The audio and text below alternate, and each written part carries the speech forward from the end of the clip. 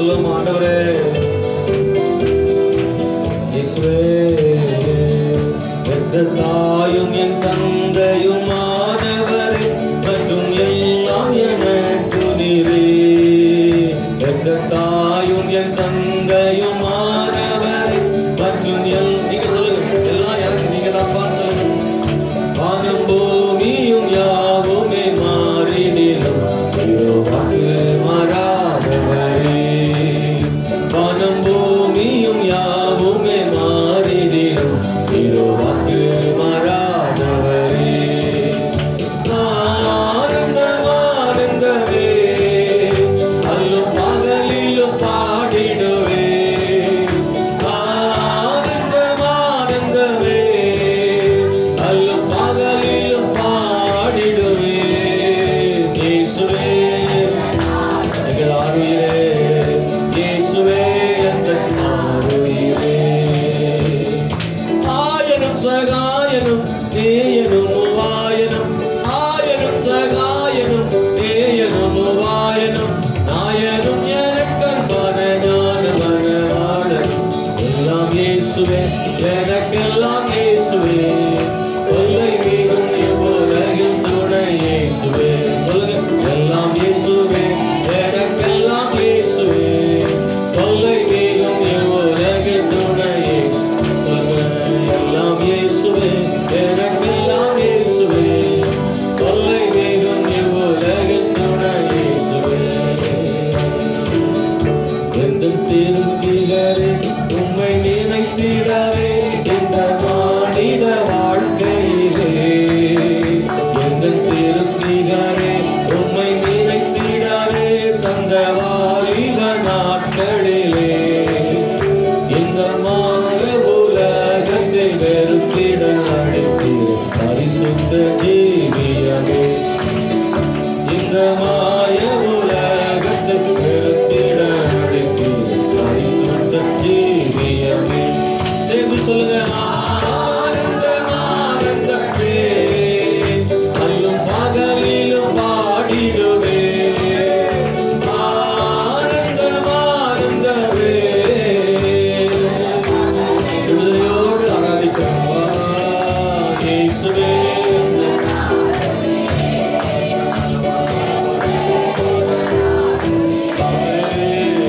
இயேசுவே எந்த கைகளை தட்டி ஆண்டவரை தோன்றம் உமக்கே ஆராதனை உமக்கே ஆராதனை இயேசுவே நீர் ஒருவரே பெரியவர் ஆண்டவரே ஓ ஜீசஸ் ஆராதனை இயேசுவே ஹல்லேலூயா நான் மனசார வேற எந்த சிந்தனையும் இல்லை கர்த்தர் ஒருவர் உயர்ந்திருந்தால் நம்முடைய வாழ்வில் ஆண்டவர் உயரட்டும் அவர் உயரட்டும் ஹல்லேலூயா வலது கரத்தை வைத்து சொல்லுங்க ஆண்டவரே என் வாழ்வில் உயர்ந்திருப்பீராக ஆண்டவரே ஹல்லேலூயா ஹல்லேலூயா ஹல்லேலூயா கர்த்தர் மாத்திரம் உயர்ந்திருப்பீராக ஹல்லேலூயா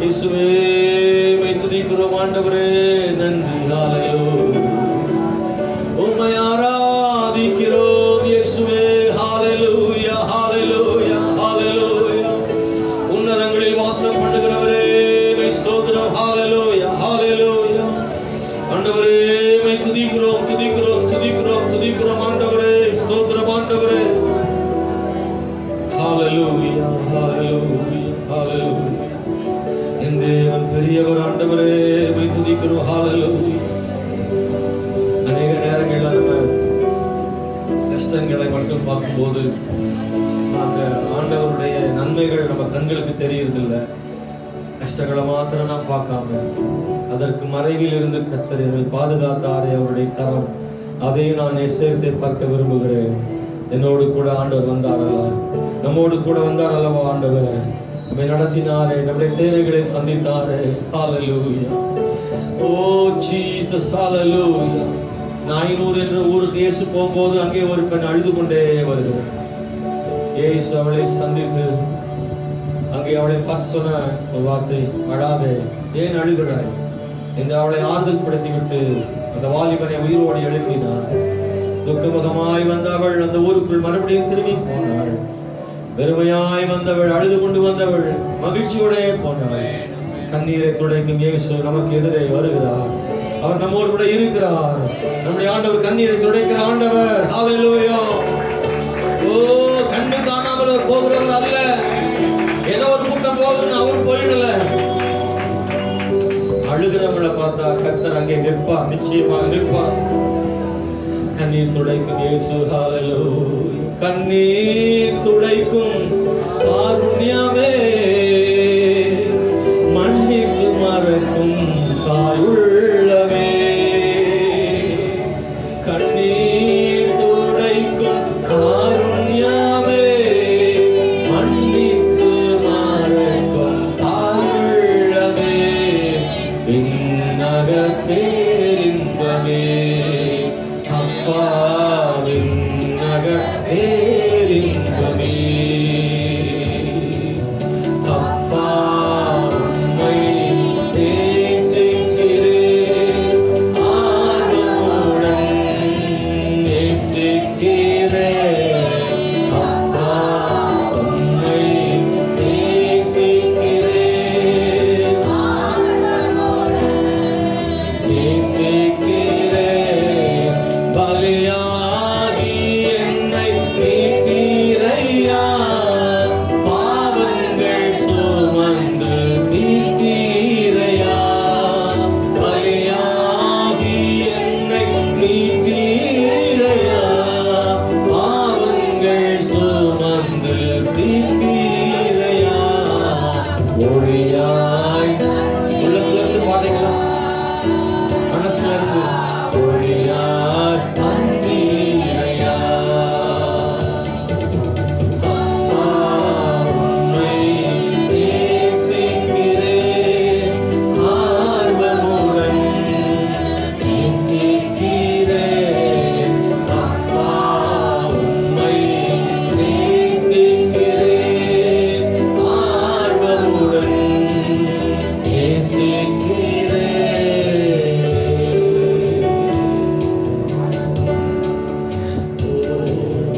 உந்தன் அன்பு போதுமையா, உறவோ பொருளோ பிரிக்காத. ஆமென். உங்க அன்பு போதும். சொல்றீங்களா? போதும். எந்த உறவும் எந்த பொருளும் உண்மை விட்டு எங்களை பிரிக்க முடியாத ஆண்டவரே. நீதானையா ஐயா, என் நேச நீதானையா. அப்பா உம்மை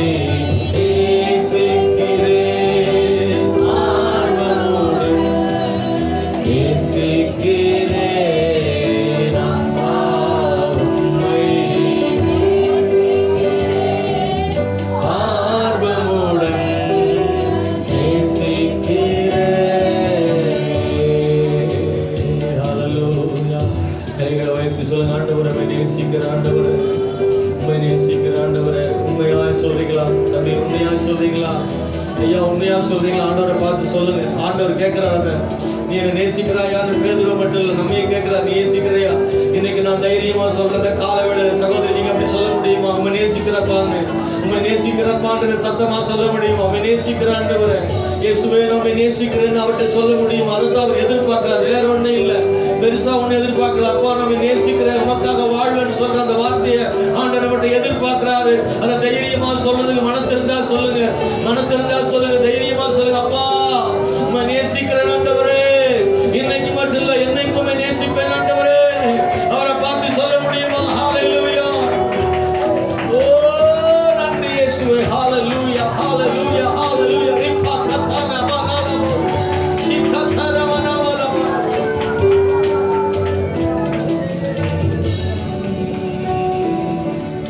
நீர் மாத்திரம் போதும், நீர் மாத்திரம் போதும், நீர் மாத்திரம் போதும் எனக்கு. நீர் மாத்திரம் போதும், நீர் மாத்திரம் போதும்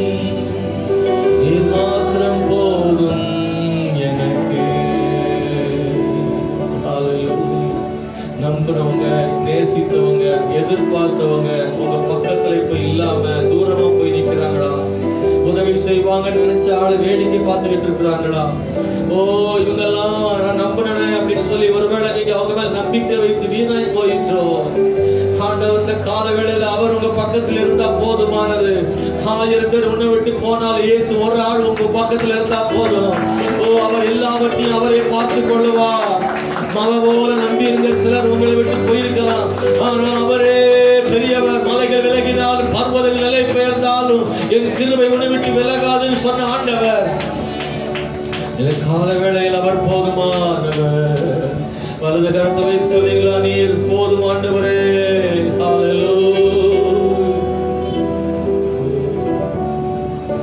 நீரனுக்கு போதும், நீரனுக்கு போதும், நீரனுக்கு போதும், நீரனுக்கு போதும், என்னாலும் எப்போதும் எங்கள் சொந்தம், என்னாலும் எப்போதும் நீரே எங்கள் சொந்தம். இயேசுவே நீரனுக்கு போதும், இயேசுவே நீரனுக்கு போதும்.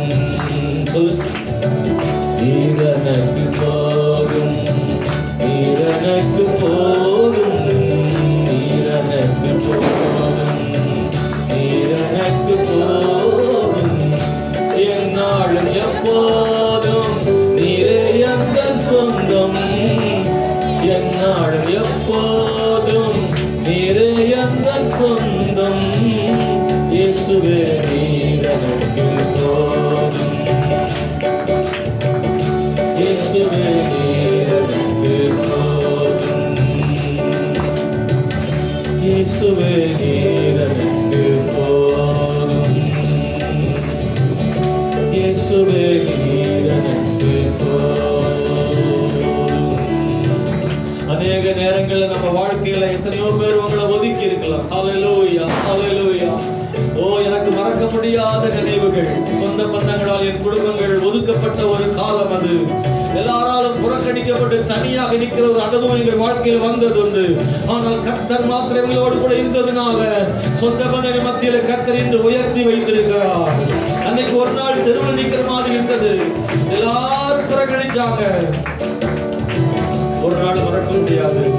ஒரு சங்காத்தம் ஆகாதுன்னு பொருட்களெல்லாம் தூக்கி எரிஞ்சு வெளியில தெருவில் நின்று ஒவ்வொரு பொருளா பொறுக்கி கொண்டிருந்ததான சூழ்நிலை ஒரு நாள் இருந்தது. உண்மைதான்.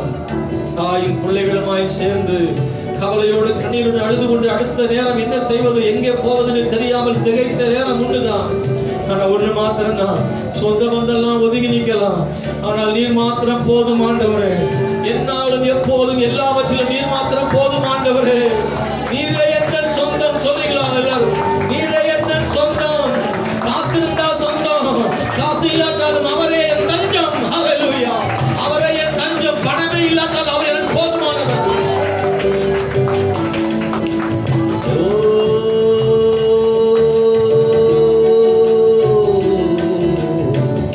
இயேசுவே நீரனுக்கு போதும்,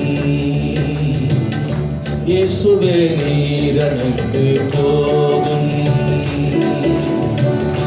எப்பாடும் நீதானே, தாங்கிடும் துருகமும் நீதானே, என் தாயும் தந்தையும் நீதானே, தாங்கிடும் துருகமும் நீதானே, சுற்றமும் நட்பும் நீதானே, சுற்றமும் நட்பும் நீதானே, சுமந்திடும் சுமைதாங்கி நீதானே, சுமந்திடும் சுமைதாங்கி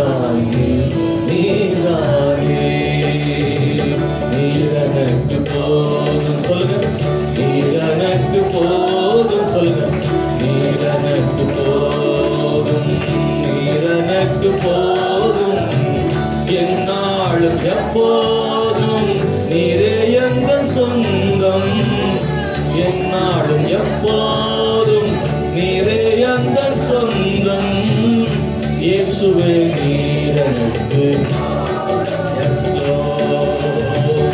இயேசுவே நீர் எனக்கு. சின்ன பிள்ளைகள்லாம் பாடலாம், சின்ன பிள்ளைகள்லாம் சொல்லுங்க, இயேசுவே இயேசுவே நீர் எனக்கு போதும்.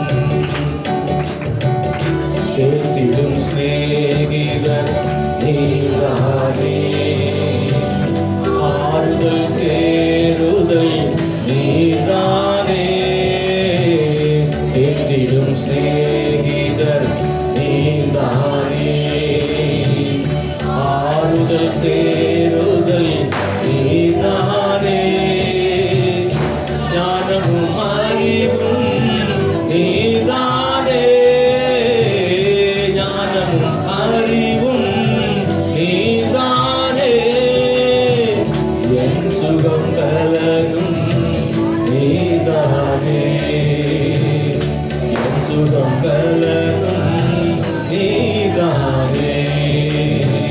நீரனுக்கு போதும், நீரனுக்கு போதும், நீரனுக்கு போதும், நீரனுக்கு போதும்.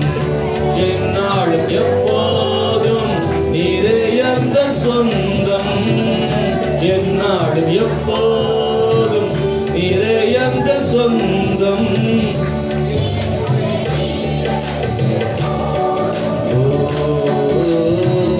இயேசுவே நீர் எனக்கு போதும், இயேசுவே நீர் எனக்கு போதும், இயேசுவே நீர் எனக்கு போதும். கையை வைத்து சொல்லுவோமா, இயேசுவே நீர் எனக்கு போதும் ஆண்டவரே. இயேசுவே நீர் எனக்கு போதும், நீரே போதுமையா. ஹல்லேலூயா, ஹல்லேலூயா. நீங்க எங்களுக்கு போதும் ஆண்டவரே, நீர் எங்களுக்கு போதும் ஆண்டவரே. ஹல்லேலூயா. ஓ ஜீசஸ், ஹல்லேலூயா. பல நேரங்கள்ல மனசு வெறுத்து போய் ரொம்ப சோர்ந்து போகிற பொழுதெல்லாம் ஆண்டவர் தான் நம்மளை மறுபடியும் உற்சாகப்படுத்திட்டார். நீர் எனக்கு போதும் ஆண்டவரே, அப்படி என்னை தேற்றுகிற நீர் போதும், மறுபடியும் உயிர்ப்பிக்கிற ஆண்டவரே நீர் போதும், உடைந்து போன உள்ளத்தை ஒன்றாக்குகிற நீர் எனக்கு போதும் ஆண்டவரே. ஹல்லேலூயா. மனுஷன் என்ன வெறுத்ததை பத்தி நான் கவலைப்படல, என்னை புறக்கணிச்சதை பத்தி கவலைப்படல, என்னை அவமானப்படுத்தினதை கவலைப்படல.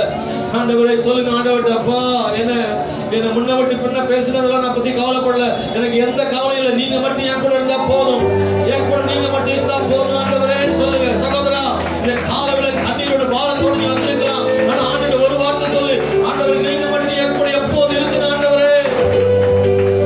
யார் இருக்கிறாங்களோ இல்லையோ, எது இருக்குதோ இல்லையோ, கர்த்தர் மாத்திரம் எங்களோடு இருந்தால் போதும்.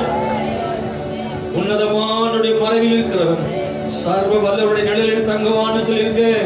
அந்த வசனம் எல்லாம் உண்மைதானே ஆண்டவரே, உம்முடைய நிழலில் மாத்திரம் கூட இருக்கட்டும், நீர் மாத்திரம் எங்களோடு இருப்பீராக. லூக்கா சுவிசேஷம் 23ஆம் அதிகாரம் 22 முதல் நான் வாசிக்கிறேன். அவன் 3ஆம் தரம் அவர்களை நோக்கி, ஏன் இவன் என்ன பொல்லாப்பு செய்தான்? மரணத்துக்கு ஏதுவான குற்றம் ஒன்றும் இவனிடத்தில் நான் காணவில்லையே, ஆகையால் நான் இவனை தண்டித்து விடுதலையாக்குவேன் என்றார். அப்படி இருந்தும் அவரை சிலுவையில் அறைய வேண்டும் என்று அவர்கள் உரத்த சத்தத்தோடு கேட்டுக்கொண்டே இருந்தார்கள். அவர்களும் பிரதான ஆசாரியரும் இட்ட சத்தம் மேற்கொண்டது. அப்பொழுது அவர்கள் கேட்டுக்கொண்டபடியே ஆகட்டும் என்று பிலாத்து தீர்ப்பு செய்து, கலகத்து நிமித்தமும் கொலைபாதகத்தின் நிமித்தமும் காவலில் போடப்பட்டிருந்தவனை அவர்கள் கேட்டுக்கொண்டபடியே விடுதலையாக்கி, இயேசுவையோ அவர்கள் இஷ்டத்துக்கு ஒப்புக்கொடுத்தார். அவர்கள் இயேசுவை கொண்டு போகிற போது நாட்டில் இருந்து வருகிற சிரேனே ஊரானாகிய சீமோன் என்கிற ஒருவனை பிடித்து சிலுவையை அவன் பின்னே சுமந்து கொண்டு வரும்படி அதை அவன் மேல் வைத்தார்கள். திரள் கூட்டமான ஜனங்களும் அவருக்காக புலம்பி அழுகிற ஸ்திரீகளும் அவருக்கு பின் சென்றார்கள். இந்த 22 முதல் 27 வரை உள்ள வசனங்களில் வாசிக்கும் போது ஆண்டவர் இயேசு கிறிஸ்துவின் பாடு மரணங்களில் அந்த நிகழ்வில் ஒரு குறிப்பிட்ட பகுதியை நாம் அங்கே வாசித்தோம். ஆண்டவர் இயேசு கிறிஸ்து மனுஷனுடைய பாவங்களுக்காக இந்த உலகத்தில் மரிக்கும்படியாக தன்னை ஒப்பு கொடுத்து இந்த பூமியில வந்து பிறந்து அவர் பல ஊழியங்களை செய்தார். ஆனாலும் சரியான பிதாவின் சித்தம் அந்த வேளை வந்தது. அவரை ஜெபித்துக் கொண்டிருக்கும் போது கெத்செமனே தோட்டத்தில் அவரை கைது செய்து அவரை கொண்டு போய் முழுவதும் அடித்து உபத்திரவப்படுத்தினார்கள். அவருடைய கன்னத்தில் ஓங்கி அறைந்தார்கள். வாரினாலே அடித்து முதுகெல்லாம் சதைகளெல்லாம் பிற்கும்படி அங்கே ரத்தம் வழியும்படியாக அவரை கோரமாக அடித்தார்கள். அது மாத்திரமல்ல, அவருடைய தலையிலே முள்ளான கிரீடத்தை செய்து, காரணம் அவர் தான் ராஜா, யூதரின் ராஜா என்று மக்கள் சொல்லுகிறார்களே என்று ஏரோது கேட்ட போது, நீ சொல்லுகிறபடிதான் என்று அவர் சொன்னதுனால, ராஜா என்றால் கிரீடம் வைக்க வேண்டுமே என்று முள்ளாலே கிரீடம் செய்து ஏளனம் செய்வதற்காக முள்ளாலே கிரீடத்தை தலையில் வைத்து அதை ஒரு கோலினால் அடித்து அந்த முட்கள் எல்லாம் தலைக்குள்ளே போய் பலி ஏற்பட்டு ரத்தம் சிந்த இயேசு துடி துடியாய் துடிக்க மிகவும் அவர் வேதனைப்பட்டார்.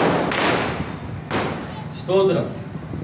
இந்த ரெண்டு பேர் எங்க போறாங்க திடீர்னு? தம்பி என்னடா போறீங்க? இவன் தான் உட்கார்ந்துட்டீங்களா? எங்க போறீங்க?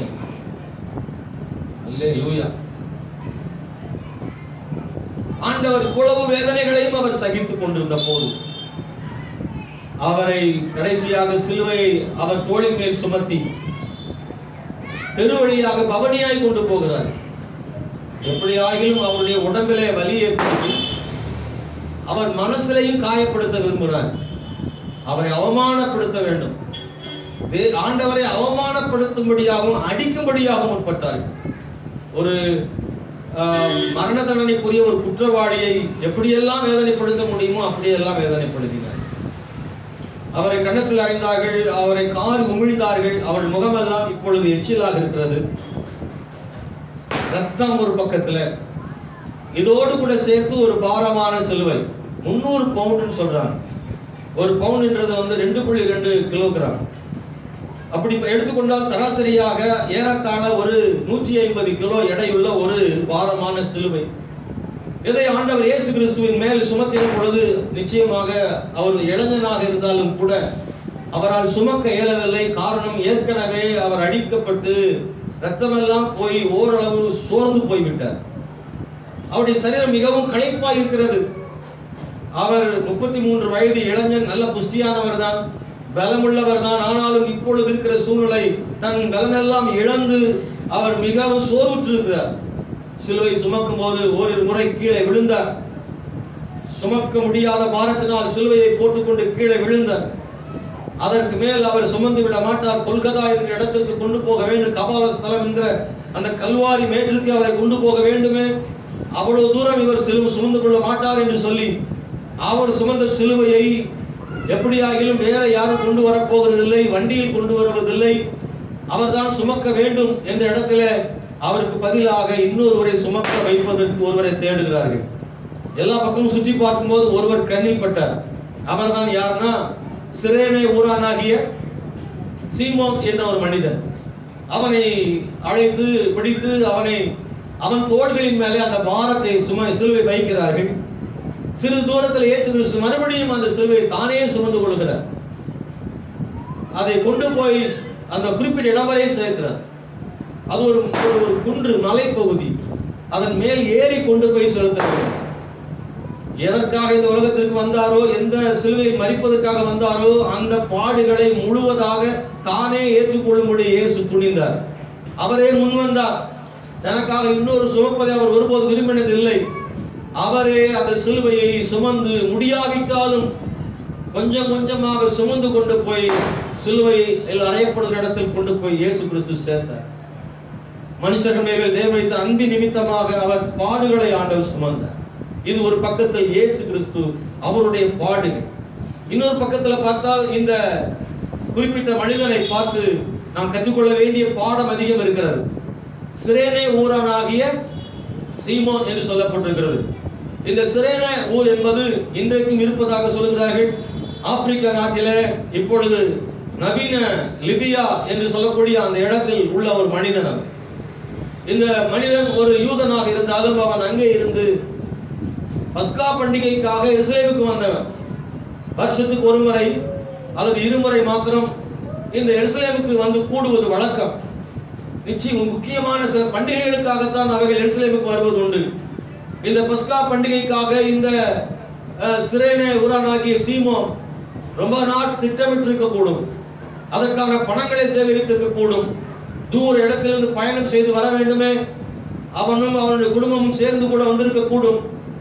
அவர்கள் எல்லாரும் திட்டமிட்டு அங்கே வந்திருந்தார்கள். பஸ்கா பண்டிகையை அனுசரிக்க வேண்டும், கொண்டாட வேண்டும், சந்தோஷமா இருக்க வேண்டும்.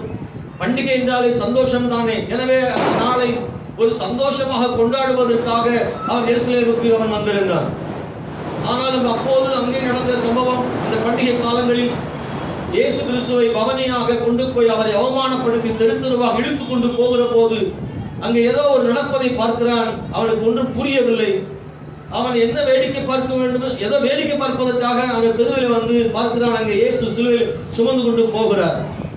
வேடிக்கை பார்த்து கொண்டிருந்தவனை அந்த போர் வீரர்கள் அவனை பிடித்து அவனை அந்த சிலுவை அவன் மேல் ஏற்றுகிறார்கள். அவன் அதை சுமந்து கொண்டு போகிறார். அன்பான கர்த்தருடைய பிள்ளைகளே, இவனுக்கு 2 குமாரர்கள் இருந்தார்கள். அலெக்சாண்டர் மற்றும் ரூபு என்று சொல்லக்கூடிய 2 பேர் குமாரர்களை பற்றி வேதத்திலே நாம் அதை வாசிக்கிறோம். மார்க் 15ஆம் அதிகாரம் 21ஆம் வசனத்தில் அவருடைய பிள்ளைகள் 2 பேரை பற்றி இங்கு சொல்லப்பட்டிருக்கிறது. அன்பான கர்த்தருடைய பிள்ளைகளே, இந்த சீமோன் என்கிறவன் இயேசு சுமந்த சிலுவையை அவன் சுமந்தான். நாம் அவனை பற்றி படிக்கும் போது அங்கே அந்த வசனம் சொல்கிறது. எல்லாரும் அந்த வசனத்தை ஒருமுறை கவனிக்கும்படி கேட்கிறேன். 26வது வசனத்தில் அவர்கள் இயேசுவை கொண்டு போகிற போது நாட்டில் இருந்து வருகிற சிரேனே ஊரானாகிய சீமோன் என்கிற ஒருவனை சொல்லுங்க, ஒருவனை பிடித்து அவனை பிடித்து சிலுவையில் அவரை பின்னே சுமந்து கொண்டு அவன் மேல் வைத்தார்கள். நல்லா கவனிக்கணும். சீமோனா பார்த்து பாவம் அவரால் முடியலன்னு அவன் சிலுவையை கேட்கல. 2வது அவனை அவர்கள் அழைத்தார்கள் சொல்லல. எப்பா நீ கொஞ்ச நேரம் இயேசு கிறிஸ்து சிலுவை முடியல அவரால, கொஞ்ச நேரம் அவருக்காக சுமந்துக்கிறியா வாரியான்னு கூப்பிடல. அழைத்தார்கள் வரல. அந்த வார்த்தையை கவனிக்கணும். பிடித்தார்கள் அர்த்தம். பிடித்தார்கள்னா யாரை பிடிப்பாங்க? எங்க நீங்க பேச போறீங்க. யாரை பிடிப்பார்கள்? ஒண்ணுமே தெரியாத மாதிரி பாக்குறீங்க. யாரை பிடிப்பார்கள்? ஆறாவது டபால் அடிச்சாங்க, ஓடுகிறவனை பிடிப்பார்கள். யாரை பிடிப்பார்கள்? உங்களுக்கு தமிழ், நீங்க தமிழர்கள் தானே, அதனால உங்களுக்கு தமிழ் நல்லா தெரியும். தமிழ் வார்த்தையில மதுரை செந்த என்ன தமிழ் சொல்றாங்க? முத்தமிழா செந்தமிழா? சரி, ஆமா, மதுரை தான் தமிழ் வளர்த்த சங்கமா. நம்ம வாயில கிடந்து தமிழ் படாத பாடுபடுது மதுரையில. அவன் இருக்கியான், அவன் ஓடியான். நம்ம ஊர் தமிழ் வித்தியாசமான தமிழ், மதுரை தமிழ். எங்க போனாலும் மதுரையான்றா. அல்லேலூயா. ஐயோ சொல்லுங்க. பிடித்தானுக்கும் அழைத்தார்கள்ன்றதுக்கும் வித்தியாசம் என்ன செய்யுது இருக்கு. அப்படியே என்ன நடந்திருக்க வேண்டும்? சீமோனை பார்த்து அவர்களுக்கு பிடிக்கிறாங்க. முதல்ல சொல்றாங்க இந்த சிலுவை சுமந்து, இது ஷார்ட்டா சொல்லியிருக்கு. அவனை பார்த்தாங்க. எத்தனையோ பேர் சுத்தி நிற்கும் போது அவனை கூப்பிட்டு சிலுவை சுமக்க சொல்றாங்க. அவன் அதை சுமக்க விரும்பவில்லை. நல்லா புரிஞ்சுக்கணும். நீங்க இந்த முழு வேதாகமத்தை படிச்சா சீமோன் என்கிறவன் விரும்பி ஆண்டவருடைய சிலுவை சுமக்கணும்னு ஆசைப்பட்டு எல்லாம் சுமக்கல, விரும்பி எல்லாம் சுமக்கல. அவனை போர் வீரர்கள் கட்டாயப்படுத்தினார்கள், வேறு வழி இல்லாமல். ஏனென்றால் வேறு வழி இல்லை. போர் வீரர்கள் சுமக்க சொன்னால் சுமந்தாக வேண்டும், தப்பிக்க முடியாது. எனவே அவன் உடனடியாக கீழ்ப்படிந்திருக்க மாட்டான். அவன் விலகி இருப்பான், ஓட முயற்சித்திருப்பான், இது எனக்கு வேண்டாம் என்றிருப்பான், அவன் முடியாது என்றிருப்பான். அதனாலே அவனை பிடித்து இழுத்து கொண்டு வந்து அவன் மேல் வைத்தார்கள். நல்லா கவனிக்கணும். அவன் தூக்கல, அவன் மேல். ஒவ்வொரு வார்த்தையும் நீங்க உற்று கவனிச்சு பார்த்தா சிலுவையை சீமோன் விரும்பி எல்லாம் ஏத்துக்கிடல, அவன் சுமக்கல. அவனை பிடிச்சு கொண்டு வந்து வலுக்கட்டாயமாக அவன் மேலே சிலுவையை வைத்தார்கள். அவன் சுமந்தான். சுமக்கலன்னா 2 அடி சாத்திருப்பான். அடி வாங்கறதுக்கு முன்னாடி சுமக்கணுன்றதுக்காக சிலுவையை தோளில் வைத்துக் கொண்டு கொஞ்ச தூரம் போகிறான். அன்பான தேவனுடைய பிள்ளைகளே, இந்த சீமோனுடைய வாழ்க்கையில இது ஒரு மிக மறக்க முடியாத ஒரு அனுபவம். அவன் இதை எப்படி பார்த்தான்? அவனுடைய பார்வை என்ன? இந்த சீமோனுடைய வாழ்விலே இந்த சம்பவம் அவனுடைய மனதை பாதித்தது. அவன் இப்படி எதிர்பார்க்கவே இல்லை, இப்படி எல்லாம் நடக்கும் நினைக்கல. நல்ல பண்டிகை கொண்டாட மகிழ்ச்சியா இருக்கணும் வந்த ஒருத்தனை இயேசு கிறிஸ்து இப்பொழுது எல்லாருடைய பார்வையிலும் அவர் ஒரு கைதி மாதிரி இருக்கிறார். அவர் மரண தண்டனைக்குரியதான ஒரு அக்யூஸ்ட் அப்படி அவங்க நினைக்கிறாங்க. ஆனா அவரோ நீதிமானாக இருக்கிறார். ஆனா மக்கள் பார்வையில இப்பொழுது இவர் ஏதோ ஒரு பெரிய தவறு செய்ததாகவும், பாருங்கள், ஏற்கனவே வாசித்தது போல கலகத்து நிமித்தமாகவும் கொலைபாதகத்து நிமித்தமாகவும் உள்ளே இருக்கிறதான சிறையில் இருக்கிறதான பரபாசை விடுதலையாக்கி இயேசுவை சிலுவையில் அறையறாங்க, நீதிமானை. நீங்க படிச்சீங்கன்னா சொல்லியிருக்கு, பிலாத்து அவர்கள் கைகளில் என்ன செய்தானா? ஒப்பு கொடுத்தானா.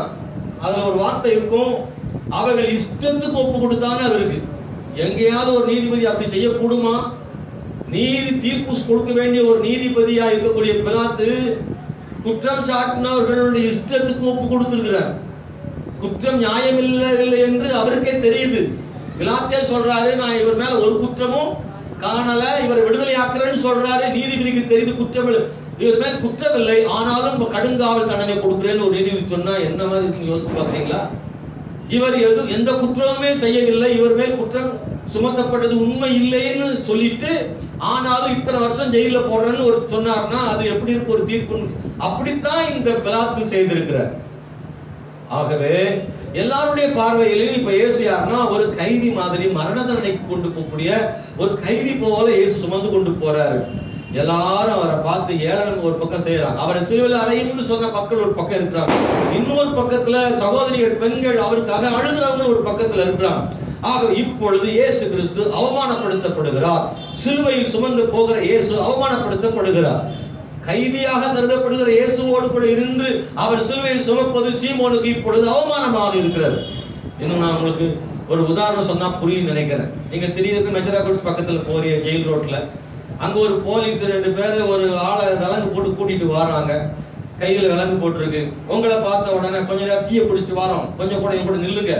அவன் ஓடிடக்கூடாது. ஒரு கை விலங்கு உங்க கையில ஒண்ணு மாட்டி விடுறோம், ஓடாம பிடிச்சி நீங்க பக்கத்துல கொஞ்ச நேரம் நில்லுங்கன்னு சொன்னா எத்தனை பேர் சம்மதிப்பிய? சந்தோஷமா இருந்தாங்க, எனக்கையும் கட்டி விடுங்க அப்படின்னு கையை கொடுப்பீங்களா? இல்லைன்னா அப்பா சாமி நான் ஆளை விடு அப்படின்னு இடத்த காலி பண்ணிடுவீங்களான்னு யோசித்து பாருங்க. ஏன் நாம அங்க நிக்க மாட்டோம்? எதுக்காக அதை செய்ய மாட்டோம்னா அவனே திருட்டு பயலா இருக்கானே, எதுக்காக கொண்டு போறோம்னு தெரியல. அவன் கூட நம்மளை கொண்டு ஒன்னா வச்சுட்டா என்னமாகுமோ? அந்த இடத்தில் அவனோடு நிற்பதற்கு நாம் நிச்சயமாகவே தயங்குவோம் தானே. அதுதான் அன்னைக்கு நடந்தது. யாரும் இயேசு கிறிஸ்து கூட நிற்பதற்கு ஆயத்தமாக இல்லை. ஏனென்றால் அவர் குற்றவாளியாய் கருதப்பட்டு அவமானப்படுத்தப்பட்டு கொண்டிருக்கிறார். அவர் பக்கத்துல வந்து நிக்கிறதுக்கு யாருக்கும் உடன்பாடு இல்லை. இந்த சீமோனுக்கு கூட அதுல உடன்பாடு கிடையாது, விருப்பம் கிடையாது. அதனால கட்டாயப்படுத்தி அவனை கொண்டு விட்டார்கள். இப்பொழுது இந்த சீமோனுடைய வாழ்க்கையில் அவன் நினைக்கிறான், ஏன் தான் எனக்கு இந்த சம்பவம் நடந்துச்சோ, ஏன் தான் எனக்கு இப்படி நடக்கும், நான் சந்தோஷமா கொண்டாடுறதுக்கு வந்தேனே. இப்பொழுது நல்லா கவனிங்க, இயேசு கிறிஸ்து ஏற்கனவே அடிக்கப்பட்டு அவர் உடம்பெல்லாம் ரத்தம் இருக்கு, சிலுவை மேலேயும் ரத்தம் இருக்கு. அப்படிதானா? சிலுவெல்லாம் ரத்தம். இப்போ இதை அவன் தூக்குனான்னா இவன் மேல என்ன ஆகும்? ரத்தமாகும். அந்த ரத்தம் வாட அவன் மேல அடிக்கும். பாருங்க, எல்லாரும் இவனை என்ன செய்வாங்க? கேள்வி பண்ணுவாங்க. என்ன, யார் பெத்த பிள்ளையோ வந்து மாட்டிக்கிட்டான், இந்த மாதிரி ஆகி போச்சுன்னு எல்லாரும் நினைப்பாங்க. இவனும் நினைக்கிறான். எல்லாருடைய பார்வையிலும் இவன் அவமானப்படுத்தப்படுகிறான். இவனே இவனுக்கு பார்வையிலே கஷ்டமா தெரியுது. இயேசுவோடு நிற்பதற்கும் இயேசுவின் சிலுவை சுமப்பதற்கும் தயங்கின, யோசித்த, அவமானமாக எண்ணின இந்த சீமோன். நீங்க கவனிக்க வேண்டும் அன்பான கர்த்தருடைய பிள்ளைகளே, உண்மை என்னவென்று தெரிகிற வரைக்கும் சீமோனுக்கு இந்த காரியங்கள் சந்தோஷமான காரியமாக இல்லை, சந்தோஷமான காரியமாக இல்லை. அவனுடைய பார்வையில் அவமானமாக தெரிகிறது. ஒருவேளை அவன் உறவினர்கள் கூட சொல்லியிருப்பாங்க, ஏன் இப்படி நடந்துச்சு, ஆனா வேற வழியே இல்லை, விடமாட்டான், போகிறான், எப்படியும் சுமந்தாக வேண்டும். விருப்பமே இல்லாம கட்டாயத்தின் பேரில சிலுவை சுமந்தவன் தான் இந்த சீமோனாக இருக்கிறான். கர்த்தருடைய பிள்ளைகளே, நான் உங்களுக்கு ஒன்றே சொல்ல விரும்புகிறேன். இந்த சம்பவத்தில் 3 காரியங்களை நாம் கட்டாயம் மறந்துவிடக் கூடாது. 3 காரியங்களை கவனிக்க வேண்டிய இடத்துல இருக்கிற. 1, தேவனுடைய சித்தத்தை, அவருடைய கிரியைகளை நாம் கவனிக்க வேண்டும். நம்முடைய வாழ்க்கையில் நடக்கிற எந்த சம்பவம், எதேர்ச்சியாக நடக்கிற எந்த சம்பவம் இருந்தாலும் சரி, திட்டமிட்டு நடக்கிற சம்பவமாக இருந்தாலும் சரி, நம்முடைய வாழ்க்கையில் நாம் அனுபவிக்கிற எந்த சூழ்நிலைகளும் சம்பவங்களும் வெறும் எதர்ச்சியாக நடக்கிறது எண்ணாதிருங்கள். எல்லாவற்றுக்குள்ளேயும் தேவனுடைய சித்தம்னு ஒண்ணு இருக்கு. ஒவ்வொரு சம்பவங்களின் மூலமாக தேவன் நமக்கு ஏதோ ஒன்றை சொல்லிக் கொடுக்க விரும்புகிறார், கற்றுக் கொடுக்க விரும்புகிறார். இந்த சம்பவம் ஒருவேளை சீமோனுக்கு எதேர்ச்சியாக நடந்ததா இருக்கலாம். இல்ல, ஆண்டவர் இந்த சீமோன் மேல ஒரு பெரிய நோக்கத்தை வச்சிருந்தார். எத்தனையோ பேர் இருந்தாலும் இதற்காகவே அவனை அங்கே கொண்டு வந்து வேடிக்கை பார்க்கிறவனை போல வந்திருந்தாலும் இயேசுவின் சிலுவையை சுமக்கும்படி இவனை ஆண்டவர் தெரிந்து கொண்டதற்காக பெரிய பாக்கியசாலி இவன். எத்தனை பேர் நம்புறீங்க? அல்லேலூயா. ஏதோ இவனுக்கு சிலுவை கிடைச்சதா? ஆண்டவர் கொடுத்த கிருபை, பாக்கியம். ஆமாவா இல்லையா? ரொம்ப நாளைக்கு பிறகு நினைச்சிருப்பான், நல்ல வேலை என்ன இந்த போர் வீரர்கள் பிடிச்சி என் மேல வச்சாங்க. ஹலோ, புரியுதானே சொல்றது? நினைச்சிருப்பானா இல்லையா? நல்ல வேலை இந்த போர் வீரர்கள் நான் ஓட பார்த்தேன், என்னை பிடிச்சு இழுத்து கட்டாயப்படுத்தி என் மேல நல்ல வேலை வச்சாங்க. விட்டுருந்தானவன்னா அந்த பாக்கியம் எனக்கு கிடைக்காமலே போயிருக்குமே. சில விஷயங்கள் அன்பானவர்களே, நமக்கு ஆண்டவர் சில சம்பவங்கள், திரும்பவும் சொல்லுகிறேன், நாம் சந்திக்கிற சந்தோஷமான நிகழ்வுகள், சில சோகமான நிகழ்வுகள், நாம் சந்திக்கிற சில பலவீனங்கள், சில விபத்துகள், சின்ன சின்ன சண்டைகள், போராட்டங்கள், நம்முடைய வாழ்வில் சந்திக்கிற சில நஷ்டங்கள், லாபங்கள், உயர்வுகள், தாழ்வுகள், சில மனிதர்கள், சில சூழ்நிலைகள், இவைகள் எல்லாம் நம்முடைய வாழ்வில ஏதோ சில விஷயங்களை கற்றுக் கொடுக்கிறது. ஆண்டவர் அதன் மூலமாக ஏதோ ஒன்றை கற்றுக் கொடுக்க விரும்புகிறார். சில கிறிஸ்தவர்கள், சில மனிதர்கள் தங்கள் வாழ்வில் நடக்கிற சம்பவங்களை சம்பவங்களாக மட்டுமே பார்க்கிறார்கள். ஆனால் சிலர் அப்படி இல்லை. அந்த சம்பவங்களில் தேவன் ஏதோ ஒன்றை சொல்லிக் கொடுக்க விரும்புகிறாரா என்பதையும் சேர்த்து கவனிக்கிறார்கள். உங்களுக்கு நான் சொல்ல புரியுதா? உங்களுக்கு உங்க வாழ்க்கையில் ஏற்பட்ட சம்பவங்களை வெறும் சம்பவம் மட்டும் செய்யாதீங்க, பார்க்காதீங்க. நீங்க நினைக்காத ஒன்று நடந்துட்டாலும் கொஞ்சம் யோசிங்க. நீங்க நினைச்சது நடக்காம போனாலும் கொஞ்சம் என்ன செய்யுங்க, யோசிங்க. இதுல என்ன ஆண்டவர் செய்ய விரும்புகிறார், இது என்ன சொல்ல ஆண்டவர் விரும்புகிறார்ன்றத கூர்ந்து கவனியுங்க. நான் 2 உதாரணங்களை உங்களுக்கு சொல்ல விரும்புகிறேன். பிலேயாம் தீர்க்கதரிசி இஸ்ரவேல் மக்களை சபிப்பதற்காக புறப்பட்டு போகிறான். ஆனா போகிற வழியில அங்கே அவன் கழுதை மேல் போகிற போது கழுதை தொடர்ந்து நடக்க மறுக்கிறது. அவன் அந்த கழுதையை சத்தம் போடுகிறான். எப்போது இப்படி செய்யாத, ஏன் இப்படி செய்கிறது என்று கழுதை அடிக்கிறான். அந்த கழுதை பாதையை விட்டு விலகி போகிறது. அவனுக்கு புரியவில்லை, ஏதோ நடக்கிறது என்று நினைக்கிறான். அவன் ஓங்கி அடிக்கிறான். சுவரோடு கொண்டு அவன் கால்களை நசுக்குகிறது. கால் வலி தாங்க முடியாம இன்னும் அடிக்கிறான். அப்போதான் கழுதை சொல்லுது, அறிவு கட்டவனே, அப்படி சொல்லல, அவன் நான் சொல்றேன், கண்ணை திறந்து பாடுறா, கண்ணை திறந்து பாடுறா, என்னைக்காவது நான் பண்ணியிருக்கிறான், என்னைக்காவது பண்ணியிருக்கிறான், கண்ணை திறந்து பாரு, முன்னாடி யார் நிற்கான்னு பாரு. உருவின பட்டையோட தேவ தூதனாக இருக்கிறாரு, பராக்கிரமசாலியாக. கண்ணை திறந்து பாரு. நான் மட்டும் விலகி போனா போட்டு தெளிப்பார் உன்னைய. கழுது விலகி போனதுனால உயிர் தப்பிச்சு. நீ என்னைக்கா அவன் தீமை செஞ்சிருக்கனா? இத்தனை வருஷமா என்னை வச்சு நீ வாழ வைக்கிறிய, நான் தீமை செஞ்சிருப்பேனா? நான் ஏன் விலகி போறேன்? அதுக்கு காரணம் உன்னை கொல்றதுக்காக தூதனானவரே வந்திருக்கிறாரு, அதனாலதான் விலகி போனேன். உன்னை காப்பாத்துறதுக்கு நீ அடிக்கிறியா என்று கேட்கிறான். அந்த கழுதை அப்படி பேசுது. அங்க தூதனானவர் கண்களை திறந்தார். ஆண்டவர் பார்க்கிறார். அதுக்கப்புறம் ஆண்டவர் பேசுறார். நான் திரும்ப சொல்றேன், இந்த பிலேயாமுக்கு இந்த சம்பவமானது வெறும் கழுதை பயணிக்காததுதான் சம்பவமா? இதுல கழுதை போகாம நின்னதுதான் சம்பவமா? இல்ல, கழுதை ஏதோ ஒண்ணு சொல்லி கொடுக்குது. யோனா நினிவேக்கு போக சங்கடப்பட்டு தர்சீசுக்கு போயிட்டா. மறுபடியும் நினைவு கர்த்தர் கொண்டு சேர்க்கிறார். அங்கே ஸ்தோத்திரம், அவன் சொன்னது போல அங்கே நடக்காம மக்கள் காப்பாற்றப்பட்டார்கள். அப்பொழுது அவன் சூரிய செடியின் கீழே, ஒரு ஆமணக்கு செடியின் கீழே படுத்துக்கொண்டு அவன் ஸ்தோத்திர பட்டணம் எப்போது அழியும் என்று எதிர்பார்த்து காத்திருக்கிறான். ஆனா ஒரு பூச்சி வந்து அந்த செடி என்ன செய்தது? முழுவதும் தின்று போட்டது. ஆகவே இலைகள் இல்லை, வெயில் டைரக்டா மேல அடிக்குது. ஆமணக்கு செடியினுடைய இலைகளை பூச்சி தின்றது வெறும் சம்பவம் தானா? எப்போதும் பூச்சி ஆமணக்கு செடியின் இலைகளை சாப்பிடுவது இயற்கை தானே? பூச்சி ஆனால் இலைகளை சாப்பிடுவது இயற்கை தானே? அப்படியானால் யோனாவா, யோனா உனக்கு மேல இருக்கிற செடியின் இலைகளை சாப்பிட்ட பூச்சிகளும் இயற்கையாகவே சாப்பிட்டதா அப்படின்னா அப்படி எடுத்துக்கலாம். ஆனா யோசித்து பார்த்தா இல்லப்பா, உனக்கு ஒரு சத்தியத்தை சொல்றதுக்கு ஆண்டவர் சம்பவத்தை உனக்கு நிழல்ல இருக்கிற உனக்கு வெயில் அடிக்கணும், அது கூட ஏதோ ஒண்ணு சொல்லி கொடுத்துட்டான். ஏன்னா நமக்கு சில விஷயத்துல நம்ம டியூப்லைட்டா இருக்கும். நம்ம ஒரு பாசல் சொல்ல போனா நம்ம எல்லாரும் ஏங்க நம்ம ரொம்ப பெர்ஃபெக்ட்டா, நீங்க 360 டிகிரில ரொம்ப பெர்ஃபெக்ட்டா கரண்ட்ல இருக்கீங்களா? நீங்க ஷார்ப்பா இருக்கீங்களா? எல்லா பக்கமும் கரெக்டா கவனிச்சு கரெக்டா நடக்கிறோமா? நம்ம சில நேரத்துல நம்ம யாராச்சும் ஆமா அப்படியோ நான் இப்படி நினைச்சேன், எத்தனை பேர் சொல்லியிருக்கீங்க அப்படி? உங்களை ஒரு இடத்துக்கு போன இடத்துல அக்கா அப்படி இப்படி உங்களை பாராட்டி விட்ட இடத்துல மகிழ்ச்சியோட வீட்டுக்கு வந்து சந்தோஷமா இருக்கும்போது பக்கத்துல கூட வந்தால் சொல்லுது, உங்களை இப்படி சொன்னது இதுக்கு தான், உங்களை கேலி பண்ணி சொல்லியிருக்கா. ஓ அப்படியா, நான் அப்படி நினைக்கலையே. அப்படியெல்லாம் நீங்க ஒண்ணு நினைச்சு அது ஒண்ணு நடந்து அப்படியெல்லாம் நடந்திருக்கா இல்லையா? அப்படி சொல்றவங்க ஆமா ஆமா ஆமா நான் கூட தப்பா நினைச்சது இருக்குது அப்படின்னு சொல்றவங்க மாத்திரம் கையை உயர்த்தும் அலைய சொல்லுங்க. வெட்கப்பட்டு சொல்லாம இருக்கீங்க நீங்க. கொஞ்சம் பேர் உண்மையை சொல்றீங்க. யாரா இருந்தாலும் சில நேரங்கள்ல நாம எல்லா பக்கமும் பெர்ஃபெக்ட்டா இருக்கிறது இல்ல. சில விஷயத்தை சில சம்பவங்களை நம்ம பார்த்துட்டு தப்பா கூட நம்ம நினைச்சிருக்கோம். இல்ல சில சம்பவங்களை சாதாரணமா விட்டு கடந்து வந்துட்டோம். அதை பெருசாவே நினைக்கல, சரி போட்டோம் அப்படின்னு அடுத்தது பார்ப்போம்னு வந்துட்டோம். சில சம்பவங்கள் மேல நமக்கு அக்கறை இல்லாமல் போனது உண்டு.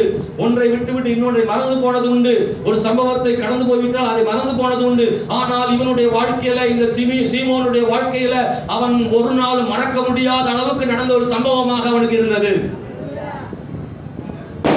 சீமோன் இந்த சம்பவத்தை மறந்திருக்கவே மாட்டார். தேவனுடைய பிள்ளைகளே, ஒவ்வொரு செயல்களிலும் ஒவ்வொரு காரியங்களையும் சம்பவங்களையும் தேவன் ஒண்ணு நம்ம கற்றுக் கொடுக்கிறாரு. யோனா, உன் மேல இருந்ததான ஆமணக்கு இலைகள் எல்லாம் பூச்சிகள் தின்று போட்டது என்பது அது வழக்கமாக எல்லாருக்கும் நடக்கிற மாதிரி உனக்கு நடக்கல. உனக்கு ஆண்டவர் ஏதோ ஒன்று சொல்லி கொடுக்கிறாரு. ஓ, இந்த ஆமணக்கு செடிக்காக நீ கவலைப்படுறிய, வலதுக்கும் இடதுக்கும் வித்தியாசம் தெரியாத 1,20,000 பேர் மேல நான் இரக்கமா இல்லாம இருப்பேனோ, அவங்க மேல அக்கறை இல்லாம இருப்பேனோ ஒரு பாடத்தை ஆண்டவர் ஜனங்களை நேசிக்கிறார் என்பதையும், ஓ நீ கோபமா இருப்பது நல்லதல்ல என்பதையும் யோனாவுக்கு சொல்லிக் கொடுப்பதற்காகத்தான் தேவன் அந்த சம்பவத்தை அனுமதித்தார். ஆனா யோனா அதெல்லாம் பத்தி என்ன செய்யல, கவலைப்படல. எப்பவும் நடக்கிறதானப்பா, இந்த பூச்சியெல்லாம் இதை தின்னு போடத்தானே செய்யும்னு அவனுக்கு கோபம் சரியான கோபம். உங்க வாழ்க்கையில் நடக்கிற சந்தோஷமான நிகழ்வுகளா இருந்தாலும் சோகமான காரியமா இருந்தாலும் அவைகளுக்குள்ள ஏதோ தேவ சித்தம் ஒண்ணு இருக்கா? தேவன் ஏதாவது நமக்கு சொல்ல விரும்புறாரா? எதையோ ஒண்ணு கற்றுக் கொடுக்க விரும்புகிறாரா? பிள்ளையாமே நீ போக வேண்டிய இடத்துக்கு ஒண்ணு போக கூடாதுன்னு தடுக்கிறதுக்குன்னு கழுதைய வச்சு சில பாடத்தை சொல்லி கொடுக்குறாரா? கால் தட்டி சில ஏற்பட்டதுன்னா வெறும் சும்மா வழி நினைக்காதீங்க. அங்க ஏதோ ஆண்டவர் நம்மளை எங்கேயோ போக விடாம தடுக்கிறாரா அப்படின்றதை நாம கொஞ்சம் கூர்ந்து கவனிக்கணும். தேவனுடைய சித்தத்தை கவனியுங்கள். இந்த சீமோன், சிலுவை, இயேசு இந்த சம்பவத்துல அவன் தேவ சித்தத்தை சீமோன் யோசித்திருக்க மாட்டான் என்று நம்புகிறேன். அவன் யோசிக்கல, ஆனா தேவ சித்தம் ஒண்ணு அங்க இருக்கு. ஏங்க, இயேசு கிறிஸ்து சிலுவையை சீமோனே சுமக்காம அவரே கொண்டு போலாம்ல? அவரே கொண்டு போல தடிமாறி, ஏன்னா அவர்தான் கொண்டு போனார் கடைசி வரைக்கும். கொஞ்ச நேரம் அவனை சுமக்க விடுறதுக்கு அவனை இல்லாமலே அவரை சுமந்திருக்கலாமே, தேவன் நினைச்ச செய்யலாமே.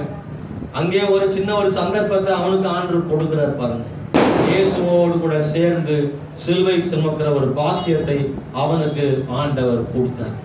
நான் இந்த காலையில சொல்றேன், தேவனுடைய சித்தத்தை உங்க வாழ்க்கை நடக்கிற எல்லா சம்பவங்களையும் கொஞ்சம் கவனியுங்கள். ஒரு காரியம் வாய்க்குதானாலும் பாருங்கள், ஒரு காரியம் வாய்க்காம போயிடுச்சு, நடக்காம போயிடுச்சு, நான் எதிர்பார்த்துட்டு இருந்தேன் அது நடக்கலேன்னு அப்படி வரும்போது கொஞ்சம் யோசிங்க. ஆண்டவரே, ஒருவேளை நாம் நினைச்சது நடக்கல அப்படின்றதுனால இதுல என்ன ஆண்டவர் எனக்கு சொல்லிக் கொடுக்க போறீங்கப்பா, இதுல ஏதாவது ஒரு பாடத்தை எனக்கு கற்றுக் கொடுக்க போறீங்களா ஆண்டவரேன்னு கொஞ்சம் யோசித்தீங்கன்னா உண்மையாகவே அதுல ஒரு தேவ சித்தத்தை கர்த்தர் நமக்கு சொல்லித்தர விரும்புகிறதா இருந்தால் அதையும் கர்த்தர் நமக்கு வெளிப்படுத்துவாரு. நான் கூர்ந்து கவனிக்காத வரைக்கும் அது எனக்கு தெரியாது. நான் கவனிக்காத வரைக்கும் தெரியாது. எல்லா விஷயத்தையும் போல இதுவும் ஒரு வழக்கமான சம்பவம் நான் நினைச்சிட்டேன்னா அதுக்குள்ள மறைஞ்சிருக்க தேசத்தை நான் தெரிஞ்சுக்க முடியாது. ஆனா எப்போ அது தெரியணும்னு நினைக்கிறேனோ அப்பதான் கர்த்தர் வெளிப்படுத்துறார். அல்லேலூயா. நான் தெரிய விரும்பணும், நான் அதை பார்க்க விரும்புறேன். ஸ்தோத்திரம். அல்லேலூயா. அன்பான கர்த்தருடைய பிள்ளைகளே, தேவனுடைய கிரியைகளை நீங்கள் விசுவாசி. சிலுவை அப்படின்றது பாடுகள் தானே.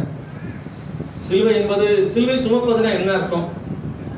பாடுகளை அனுபவிக்கிறது, கிறிஸ்துவுக்காக நிற்பது, இயேசுவுக்காக வாழ்வது.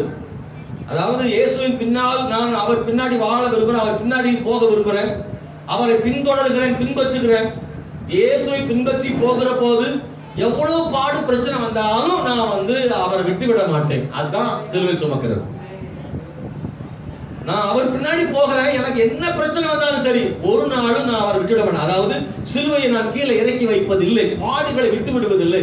பாடுகளே ஆனாலும் அவர் பின்னாடி போக ஆயத்தமா இருக்கிற, இதுதான் சிலுவை சுமக்கிறது. அதனால இன்னைக்கு நிறைய பேர் நினைக்கிறாங்கன்னா, இயேசு சிலுவை சுமக்கணும் சொல்லியிருக்காருன்னு சொல்லி ஒரு செயின் ஒன்றை போட்டு அதில் ஒரு சிலுவையை போட்டு நானும் இயேசுவுக்காக என்ன செய்கிறேன், சிலுவையை சுமக்கிறேன்னு 3 கிராம் 4 கிராம்ல ஒன்றை போட்டு விட்டு அவங்க சுமந்துக்கிட்டு இருக்காரு. இன்னைக்கு வாலிய போயில ஃபேஷனா நினைக்கிறான். கடையில விற்கிறான் சில்வர் செயின் போட்டு, சில்வர்ல ஒரு சிலுவை போட்டு அதை தொங்க விட்டு அப்படின்றான். அப்படின்னு அவர் முத்தம் அப்படி கொடுத்துக்கிறான். ஆமா, அவன் நினைக்கான் அதோட காதலையும் ஒன்று போட்டுக்கிறான். காதல் ஒரு வளையம். நேற்று பார்த்தா 2 பேர் ஒரே மாதிரி, நம்ம மதுரையில் தான். சில பயிரை பார்க்கவே முடிய மாட்டேங்குது, அப்படி இருக்கானோ. இங்க பூரா சிறச்சி எடுத்திருக்கான், மேல மட்டும் கொஞ்சம் முடி அப்படியே ஆடிக்கிட்டு இருக்கு. இந்த பக்கம் பூரா நாய் நைட்டு தூங்க கடிச்ச மாதிரி, பண்ணி கடிச்ச மாதிரி, எலி கடிச்சுதான் தெரியல, அவ்வளவு முடி சைடு பூரா சுரண்டி எடுத்திருக்கு. மேல மட்டும் முடி மட்டும் இவ்வளவு நேரத்தில் வச்சிருக்கான், அது தொங்கிக்கிட்டு இருக்கு. இன்னும் ஒரு கடுக்கன் ஒரு கம்மல் மாதிரி போட்டிருக்கான். 2 பேரும் ஒரு காலம் தான் போட்டிருக்கான். எதுக்குடா போட்டிருக்கிய விவரமே தெரியாது. வெளிநாட்டுலாம் ஓர்னிங் சேர்க்கையில தான் போடுவாங்க. இவனுக்கு அந்த விவரம் தெரியல. அவன் போட்டாலே இவன் அங்க போனானா இவன் அந்த லிஸ்ட் சேர்த்துருவாங்க. நம்ம ஊர்ல இருக்க தப்பிச்சான், இதை ஒண்ணு போட்டுட்டு இப்படியே அலையிறாங்க. என்ன அதுல இப்போ கிறிஸ்டின் இல்லாம எவனாலும் போடுறான். ஒரு செயினை போட்டு ஒரு சிலுவையை போட்டுக்கிறான், அப்படி ஒரு முத்தம் கொடுத்துக்கிறான், கெட்ட வார்த்தையும் பேசிக்கிறான், அப்படியே தூக்கி விட்டு ஒரு அடி பாட்டிலும் முடிச்சுக்கிறான். ஆனா சிலுவையில் என்ன? ஆனா கேட்டா நான் இயேசுவுக்காக என்ன செய்யறேன், அவர் சிலுவை சுமக்க சொல்லியிருக்காரு, சிலுவையும் சுமந்துக்கிறான். சகோதரிமாரெல்லாம் கூட தாலியில கூட சிலுவை போட்டிருக்கீங்க, அது அடையாளமா இருக்கட்டும். ஆனா அதுவும் எதுவும் ஒண்ணு கிடையாது.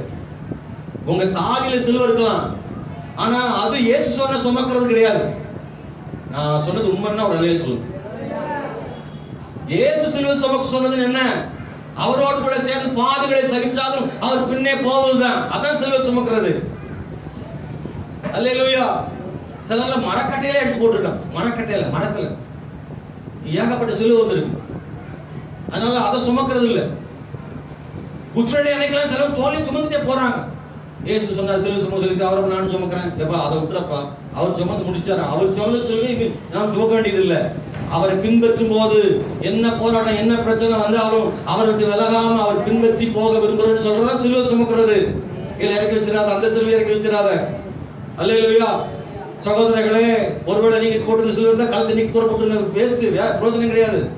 உங்க கழுத்துல சிலுவை இருந்தா தூர போட்டுருவேன், அதுக்கு தாலி கழட்டி போட்டுருவேன்னா நான் அதெல்லாம் சொல்லல. உங்க வீட்டுக்காரர் சொன்னா எடுங்க, மற்றபடி உங்க தாலியில சிலுவை இருந்தா அதை பத்தி நான் ஒன்றும் சொல்லல. அது வெறும் ஒரு அடையாளமா, ஒரு கிறிஸ்தவ கல்யாணத்துக்கு அடையாளமா நீங்க போட்டுருக்கீங்க, அது வேற. ஆனா உண்மையா சிலுவை சுமப்பது அது கிடையாதுன்றதான் உங்களுக்கு இந்த காலையில சொல்ல விரும்புகிறேன். நான் இன்னொன்று சொல்ல விரும்புகிறேன். அன்பான கர்த்தருடைய பிள்ளைகளே, இயேசுவோடு கூட சிலுவை சுமப்பதுக்கு நிறைய பேர் முன் வரல. சீமோன் கூட முன் வரல. அன்னைக்கு எத்தனை பேர் அங்க சுசித்து இருந்திருப்பாங்க. இயேசுவால முடியல, பின்னாடி சுமந்த சீமோனால முடியல. அந்த சிலுவையை தானாக முன் வந்து சுமப்பதற்கு ஒரு ஆள் கூட அங்க இல்ல. ஒருவேளை ஆள் இருந்தாங்களா இல்லையான்னு தெரியல. அப்படி ஒருவேளை இருந்திருந்தால் யாராவது ஒருத்தர் பலசாலி வந்து ஐயா அவரால் முடியல நான் சுமக்கிற யாராவது வந்தாங்களா? வரல. இயேசு கிறிஸ்து அவர் ஊழியம் செய்த போது அற்புதங்களையும் அடையாளங்களையும் நிறைய பேர் வாங்கி பெற்றார்களே. அற்புதங்களை பெற்றவர்கள், அற்புதங்களை சுமந்தவர்கள் சிலுவை சுமக்க முன் வரல. 5 அப்பம் 2 மீனை கொண்டு 5000 பேரை போஷித்து மீதி 12 கூடை நிரப்பினார்களே. அப்பொழுது இந்த 12 கூடை சுமந்த ஆட்கள்லாம் இப்ப எங்க போனாங்கன்னு தெரியல. அற்புதங்களை சுமக்கும் போது, அற்புதங்களை சுமக்க ஆள் ரெடியா இருந்தா சிலுவை சுமக்க ஆள் யாருமே கிடையாதுங்க. 12 பேருமே சீசருமே கிடையாதாங்க. இயேசுவோடு கூட அற்புதங்களை சுமக்க நிறைய பேர் இருந்தாங்க. நீங்க புரிஞ்சுக்கணும்னு நினைக்கிறேன். அன்னைக்கு 10 குஷ்டரோகிகள் சுகமானாங்க, குருடர்கள் சுகமானாங்க. எத்தனை வாலிபர்களை அவர் சுகமாக்கினார், எத்தனை ஆண்களை கர்த்தர் சுகமாக்கினார். 38 வருஷம் வியாதியுள்ள மனுஷனை கர்த்தர் சுகமாக்கினாரு. ஆமென். குருடர்களுக்கு கண்களை திறந்தாரு. பர்த்திமேயு குருடனுக்கு, சகேயுவுக்கு, ஆமென், ஸ்தோத்திரம். அன்னைக்கு எத்தனை சகேயு போன்ற ஆயக்காரர்கள் இயேசுவிடத்தில் அற்புதம் பெற்றார்கள். அன்றைக்கு மரத்தின் மேல் இருந்ததான சகேயு பார்த்து ஆண்டவர் சொல்றாரு, இந்த கீழே இறங்கி வா, இன்றைக்கு நான் உன் வீட்டில் தங்க வேண்டும் சொன்ன போது அது அவமானமாக இல்லை, அது மகிமையாக இருந்தது. அப்படிதானே? ஊரே அவனை வெறுக்குது. இப்போ இயேசு பக்கத்துல அவனுக்கு நிக்கிறது பெருமையா இருக்கு. இயேசு பக்கத்தில் இருப்பது பெருமையா இருக்கு. இயேசு உயிரோடு இருந்த காலங்களில், அற்புதம் செய்த காலங்களில் இயேசு கூட நிற்பதை பெருமையாக மனுஷங்க நினைச்சாங்க. ஆனா இயேசு சிலுவை சுமக்கும் போது இயேசுவோடு நிற்பதை யாரும் பெருமையா நினைக்கல, அவமானமா நினைச்சாங்க. அன்றைக்கு ஆண்டவர் அற்புதம் செய்யும்போது பக்கத்துல நிறைய பேர் முட்டி மோதுனாங்க. நான் முன்னாடி, நீ பின்னாடி. எத்தனை பேர் இயேசு பக்கத்துல அவர் இருந்தாங்க, நெருங்கி கொண்டிருந்தாங்க. பைபிள் இருக்கு. இயேசு அற்புதங்கள் செய்யும் போது அவர் நெருக்கினார்கள், பக்கத்துல வந்தாங்க. இல்ல நான் தான். அதுல வேற சீசர்கள் சண்டை வேற. நான் தான் வலது பக்கம், ரைட் சைடு, லெஃப்ட் சைடு, இந்த சண்டை வேற நடக்கு. இதுல ஒரு அம்மா ரெக்கமெண்டேஷன் வேற. ஆண்டவரே, என் பிள்ளைகள் பரலோகத்துல வரும்போது என் மகன் தான், அந்த மகன் வலது பக்கம், இந்த மகன் இடது பக்கம் இருக்கும்படி வேண்டிக் கொள்கிறேன் சொல்ல. அதுக்கு ஒரு ரெக்கமெண்டேஷன். எங்கப்பா ரைட் சைடு லெஃப்ட் சைடு உட்கார்ந்து ஆசைப்பட்டு இப்ப எங்க வா, ஒன்னு சிலுவையில வலது சைடு இடது சைடு அடிக்க போறோம்னா ஆளை காணோம். அற்புதத்துக்கும் அடையாளத்துக்கும் சந்தோஷத்துக்கும் கூட நிக்க நீ மரியாதையை நினைச்சிய, அவமானமா நினைக்கல. அன்னைக்கு கூட நீ பெருமையா நினைச்சிய. நான் உட்கார நீ உட்கார்ந்து போட்டு போட்டு சேர் சண்டை நினைச்ச. இயேசு கிறிஸ்து மரிக்கிற வரைக்கும் அவர் பக்கத்துல போகணும்னு நினைச்சீங்க, அவர் கூட உட்கார்ந்து நினைச்சீங்க, அவருடைய பந்தியில இருந்தீங்க, அவர் போற விருந்துகள் எல்லாம் கலந்துக்கிட்டீங்க, இயேசுவோடு இருக்குன்னு நினைச்சீங்க. ஐயா என் கூட இருங்க, உங்க கூட அவ்வளவு நெருக்கமா இருந்தீங்களே. இயேசுவின் சீசர்கள் 12 பேர் மட்டும் கிடையாது, இன்னும் எத்தனை யூதர்கள், அற்புதம் பெற்ற எத்தனையோ பேர் அந்த காலகட்டங்கள்ல அவரோடு இருப்பதை மரியாதையாக நினைச்சாங்க. சகேயும் கூட அப்படிதான். இயேசு கிறிஸ்துவை அழைத்து கொண்டு தன் வீட்டுக்கு கூட்டிக் கொண்டு போகிறார். அவ்வளவு பெருமை அவனுக்கு. இயேசு என் வீட்டுக்கு வந்தார். இந்த பட்டணமே என்னை அற்பமா நினைக்கிறது, ஆயக்காரன் அநியாயம் அறிவில் வசூல் பண்றவன் தான். ஆனா இவன் வீட்டு தங்க போனான்னு எல்லாம் பேசிக்கிறாங்க. ஆனா அவனுக்கு ஒரு பெருமை. இவ்வளவு அற்புதம் செய்கிற ஒரு பெரிய ஆண்டவர் என் வீட்டுக்கு வர்றாருன்னு சொன்ன உடனே அவன் எல்லாம் ஒப்பு கொடுத்து எல்லாத்தையும் விட்டுறேன், நாளத்தையும் திரும்ப கொடுக்குறேன்னு அறிக்கையிடுறான். சந்தோஷமா சொன்னான், ஓடி ஒளியல. ஐயோ இயேசு நம்ம வீட்டுக்கு வந்துருவாரோ அப்படின்னு கவலைப்படல, சந்தோஷப்பட்டார். சகேயு போன்ற ஆயக்காரன் இன்னும் எத்தனை பேர் பைபிளில் சொல்லப்படல. ஏகப்பட்ட ரோம அரசாங்கத்தில் பணியாற்றக்கூடியவர்கள் எத்தனையோ பேர் இயேசு கிறிஸ்துவின் மூலமாக நன்மை பெற்றிருப்பாங்க. அவங்க எல்லாம் கூட அன்னைக்கு அவரை பெருமையா நினைச்சிருப்பாங்க. ஆனா இப்போ கடைசியில அவரை குற்றவாளியாக தீர்ப்பளித்து அவரை சிலுவை சுமக்க வைத்து கொல்கதா மேட்டுக்கு அழைத்து செல்கிற போது அவரால் அற்புதம் பெற்ற யாருமே இப்பொழுது கூட இல்லை. ஏன்னா அன்னைக்கு அவரோடு கூட இருந்தது மகிமையாகவும் மரியாதையாகவும் இருந்தது. ஆனா இன்னைக்கு அவரோடு கூட இருப்பது எல்லாருக்கும் அவமானமாக தெரிகிறது. அதுல ஒரு ஆள் கூட முன் வரல, அவர் கூட நிக்கிறதுக்கு முன் வரல. இயேசு கிறிஸ்து நம்முடைய வாழ்க்கையில ஒன்ன சொல்ல விரும்புகிறாரு, சகோதரா சகோதரி, நீங்க அற்புதங்களை பெறும்போதும் அவர் கூட மரியாதையா நினைக்கிற மாதிரியே நம்முடைய வாழ்க்கையில துன்பங்களும் துயரங்களும் வரும்போதும் அவர் கூட நிக்கிறத மரியாதையாகவே பெருசாகவே நினைங்க, பெருமையாகவே நினைங்க. அப்பவும் அவரை விட்டு விளைகிறாருங்க. எனக்கு ஆண்டவர் நன்மை செய்யும் போதும் நான் அவர் கூட நிக்கிறத, அவர் தேவனாக என்னை ஆசீர்வதிக்கிற போதும் அவர் பக்கத்தில் இருக்கிறத நான் எப்படி பெருமையா நினைக்கிறேனோ அது மாதிரி என் வாழ்க்கையில துயரப்படும் பொழுதும் கஷ்டப்படும் பொழுதும் கூட அவர் கூட நிக்கிறத பெருமையா நினைக்கிறேன். நான் ஓடி ஒழிய விரும்பல. எனக்காக தேவன் கொடுத்த அந்த சிலுவையை நான் கடைசி மட்டும் தூக்கி சுமக்க விரும்புறேன். சிலுவை பாரம் தாங்க, வெயிட்டு தான், அது கஷ்டம்தான். சிலுவை பாடுகள் கஷ்டம்தான், ஆனா அது மகிமையானது. சிலுவையில வலியும் இருக்கு, வெற்றியும் இருக்கு. சொல்லுங்க ஒரு வார்த்தை. சிலுவையில வலியும் இருக்கு, ஆனா வெற்றி அதுலதான் இருக்கு. சிலுவையில தான் வெற்றி. சிலுவை இல்லாமல் இந்த உலகத்திற்கு ரட்சிப்பு இல்லை. சிலுவை இல்லாம வெற்றி கிடைச்சிருக்காது. வெற்றி வேணுமா, சிலுவை கட்டாயம் வேணும். அது கஷ்டம்னா சிலரால் அதை சுமக்க முடியல. உங்களை பலரும் கூட சில நேரம் சொன்னதுண்டு, போதும் ஆண்டவரே என்னால முடியல, எவ்வளவு காலம் நான் இந்த சிலுவை சுமக்கணும், இந்த கஷ்டமா இருக்கு எனக்கு, என்னால தனியா தாங்க முடியல ஆண்டவரே, இந்த வேதனை என்னால சுமக்க முடியலப்பா என்று அழுத நாட்கள் உங்களுக்கு இருக்கலாம். சில நேரம் சில வேதனைகளையும் வலிகளையும் ஷேர் பண்ணிட்டு ஆள் இல்லாம இருப்பாங்க. நீங்க தனியாகவே சில வழிகளை தாங்கி இருப்பீங்க. துணைக்கு நிக்கிறதுக்கு சொந்த பந்தம் கூட நிக்காது. நண்பர்கள் எல்லாரும் கூட அவனை கைவிட்டு தனி மரமா நின்று சிலர் சுமக்கிற மாதிரி வரும். சகோதரன், அந்த காலையில நான் உங்களுக்கு ஒரு தைரியமா உங்களுக்கு நான் சொல்ல முடியும், ஆண்டவருக்காக உங்களுக்கு கொடுக்கப்பட்ட சிலுவையை பாடுகளை தனியா நின்று சுமந்தாலும் அந்த சிலுவையை கீழே போதும் இறக்கி வச்சிட வேண்டாம்.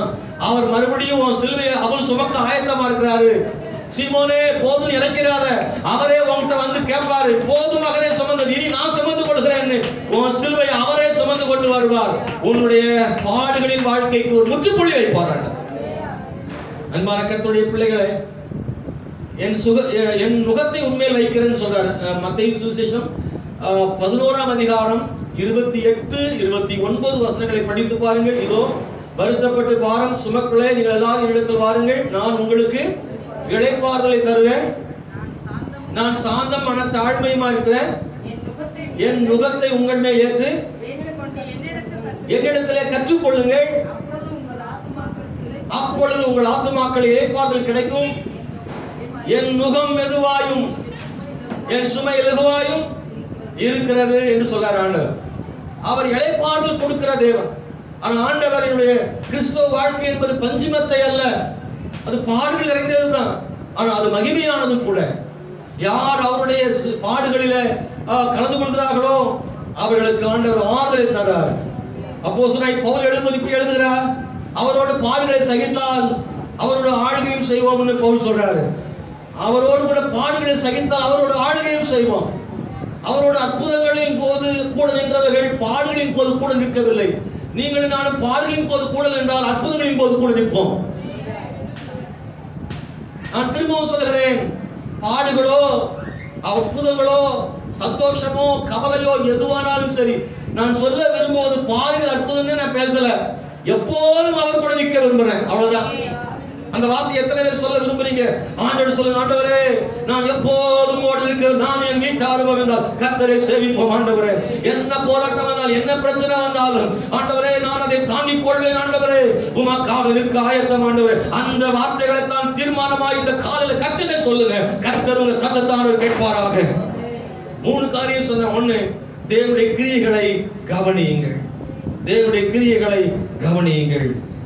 இயேசுவோடு அற்புதம் செய்த போது நின்ற பலரும் கூட பாடுகளின் போது நிற்பதற்கு அவரிடத்தில் அற்புதம் பெற்ற சாமானியரும் கூட அல்லது அதிகாரிகளும் கூட அன்றைக்கு யாரும் ஒருவர் கூட அவரை காப்பாற்றவோ உதவி செய்யவோ முன்வரவில்லை. என்பானவர்களே, எல்லாரும் இன்னொரு பக்கம் சேர்ந்து கொண்டார்கள். 2வது நாம் கவனிக்க வேண்டியது என்ன தெரியுமா? தேவனுடைய கிரியைகளை மட்டுமல்ல, 2வது சிலுவையை கவனியுங்கள். சிலுவையை கவனியுங்கள். சிலுவையை இந்த சீமோன் மறந்து விடவில்லை. அன்னைக்கு அந்த சம்பவம் நடந்துருச்சு. இயேசு சிலுவையில் அறைஞ்சாச்சு. அவன் மறுபடியும் சிறையான ஊருக்கு அவன் போயிருப்பான். அவன் வீட்டில் போய் படுத்தாலும் அவனுக்கு கண்ணு முன்னாடி எதான் வந்திருக்கும்னா இந்த சிலுவை அவன் கண்ணுக்கு முன்னாடி வந்திருக்கும். அவன் தோளில் சுமந்தானே சுமை, அவைகளை அவன் மறந்திருக்க முடியாது. அவன் சிலுவையை கவனித்தான். இந்த சிலுவை மாதிரி எத்தனையோ சிலுவை அவன் பார்த்திருக்கலாம். ஒருவேளை அன்னைக்கு நடந்த சிலுவை மரணங்கள் ஏராளம், அதெல்லாம் நிறைய பேர் பார்த்திருப்பான். ஆனா அவைகளை போல இது அல்ல. இயேசு கிறிஸ்துவின் சிலுவையை முதலாவது அவன் தோளில் சுமக்கும் போது விருப்பம் இல்லாமல் தான் சுமந்தான். திரும்பவும் இயேசு அதை சுமந்து கொண்டு போய் கொல்கதா சேர்த்தார். ஆனால் அந்த இயேசுவை மறுபடியும் பார்க்க ஆரம்பித்தான்.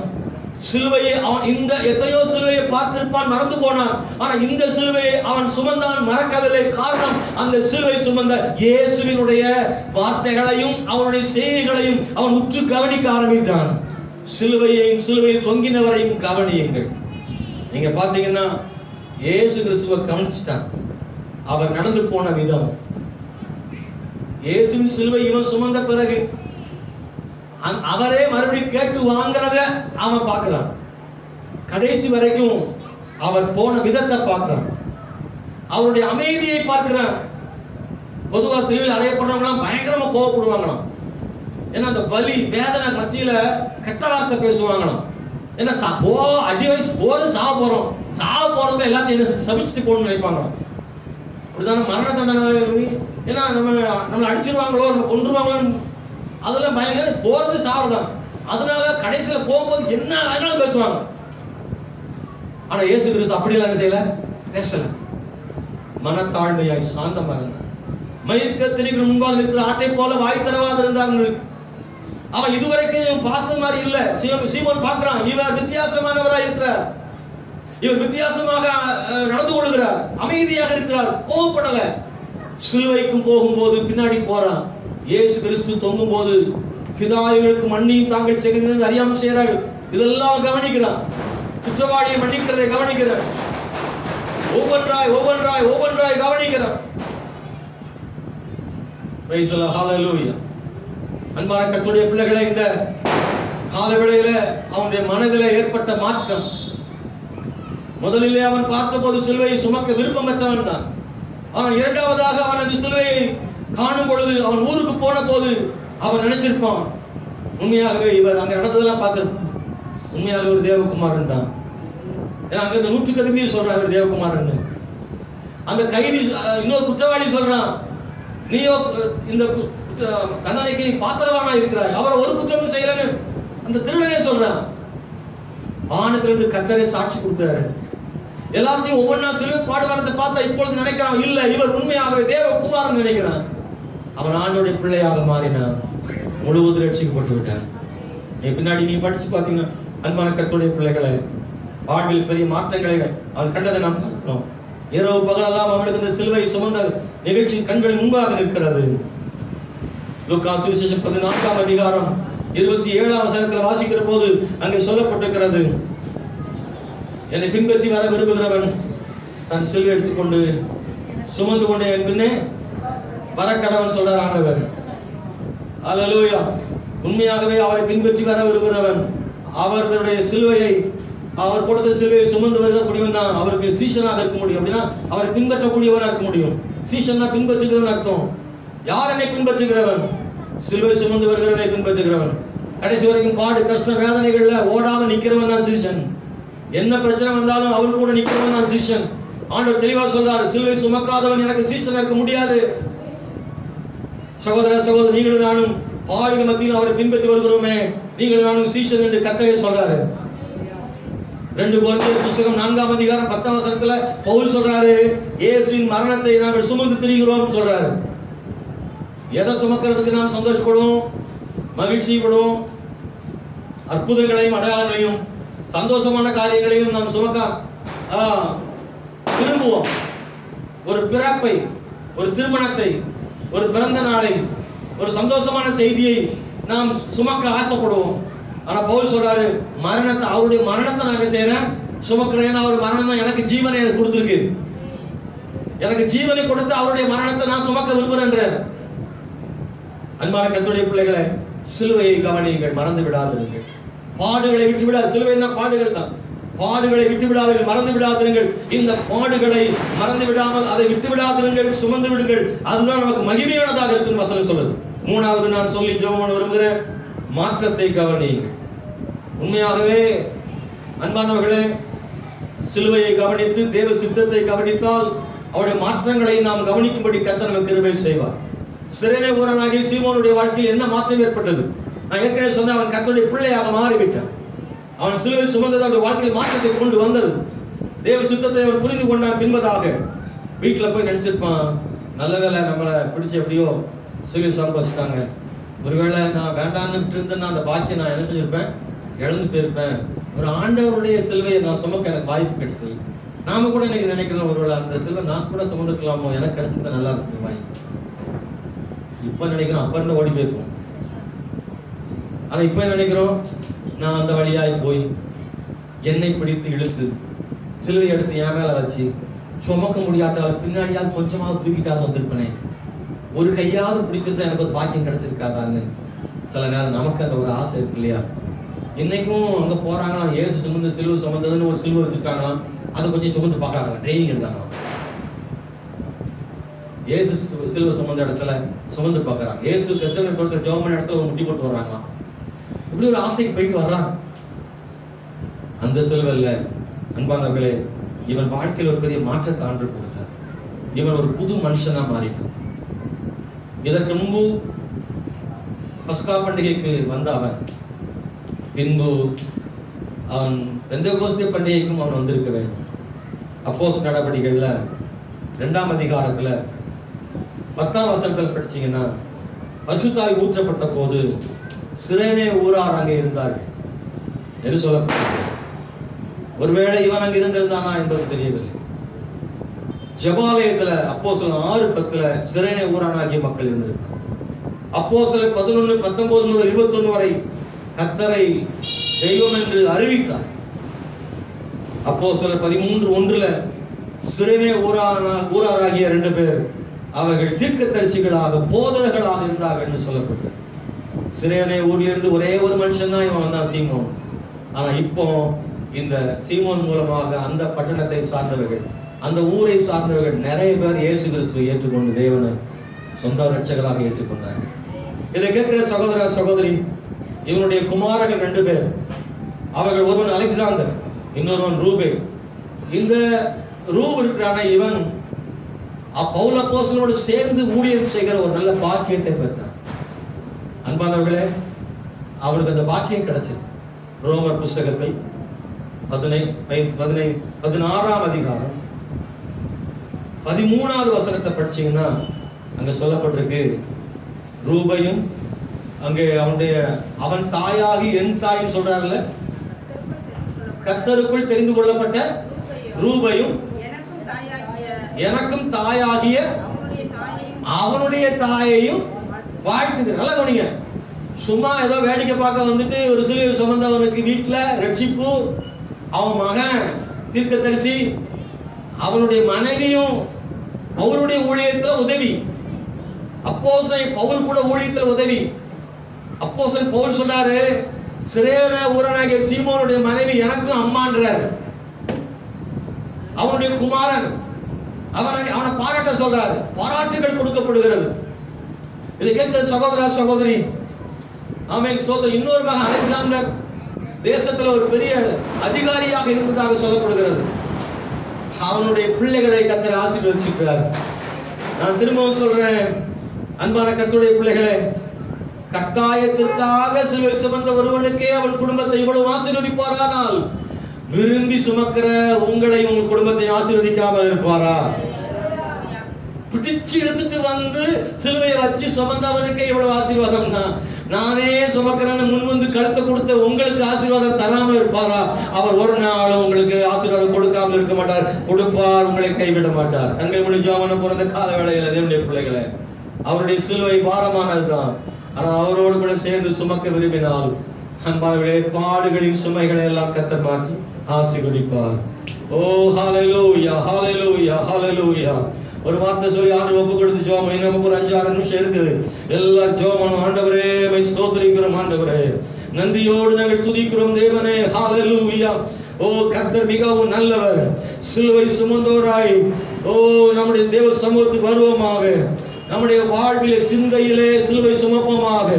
ஆவியிலே வாழ்க்கையிலே சிலுவை சுமந்து வர கர்த்தர் கிருபை செய்வாராக. நிந்தை வந்தாலும் நான் அவருடைய சிலுவை சுமப்பேன். பாடுகள் வந்தாலும் சிலுவை சுமப்பேன். இறுதி வரைக்கும் எல்லாம் ஒப்பு கொடுத்து எழுதி நின்று இருக்கிற இடத்துல நின்று ஜெபம் பண்ண போறோம். ஹalleluya. நல்லா உற்சாகமா ஜெபம் பண்ண போறோம். ஒப்பு கொடுத்து நல்ல சத்தத்தை உயர்த்தி ஆண்டவரே சொல்லுங்க, ஆண்டவரே நான் ஆயத்தம் ஆண்டவரே, உமக்காக பாடுகளாகிய சிலுவை சுமக்க ஆயத்தமா இருக்கிறேன்னு சொல்லி ஒரு வார்த்தை சொல்லி ஒரு 5 நிமிஷத்துல முடிக்க போறோம். ஹalleluya, ஹalleluya, ஹalleluya, ஹalleluya, ஹalleluya. ஓ நம்மள பார்த்து எத்தனை பாடு உபத்திரம் வரலாம், சொந்த பந்தெல்லாம் வார்த்தையாலே கொல்லலாம். ஆமென் ஸ்தோத்திரம். ஒவ்வொரு நாளும் நமக்கு விரோதமாய் சதிகளை செய்கிற மக்கள் இருக்கலாம், அவமானப்படுத்தலாம், வேதனைப்படுத்தலாம், செய்யாத தப்புக்கு நம்மளை தண்டிக்கலாம், நீதி கிடைக்காம போகலாம். ஓ நம்முடைய வாழ்க்கையில பலதரப்பட்ட நிலைமையில சுற்றி சுற்றி பிரச்சனைகள் போராட்டங்கள் வந்து கொண்டிருக்கலாம். ஆனாலும் ஆண்டவரே சிலுவை கீழே இறக்க மாட்டேன் ஆண்டவரே, நீ சொல்லுகிற வரைக்கும் சுமப்பேன். எத்தனை பேர் சொல்றீங்க? ஹalleluya, ஆமென் சொல்லுங்க. ஆமென் ஆண்டவரே, நன்றி ஆண்டவரே. ஹalleluya. சிலுவை சுமந்தோராய் சீஷனாகுவோம், சிலுவை சுமந்தோராய் சீஷராகுவோம், சிந்தை வாழ்விலும் தாழ்மை கரிப்போம், சிந்தை சுமப்பேனும் சந்தோஷம் கொள்வோம், சிந்தை வாழ்விலும் கரிப்போம், சிந்தை சுமப்பேனும் சந்தோஷம் கொள்வோம். சேர்ந்து பாடுவோம். இயேசு தாங்குவார், அவரே சுமப்பார், ஒரு போதும் கைவிடவே மாட்டார்.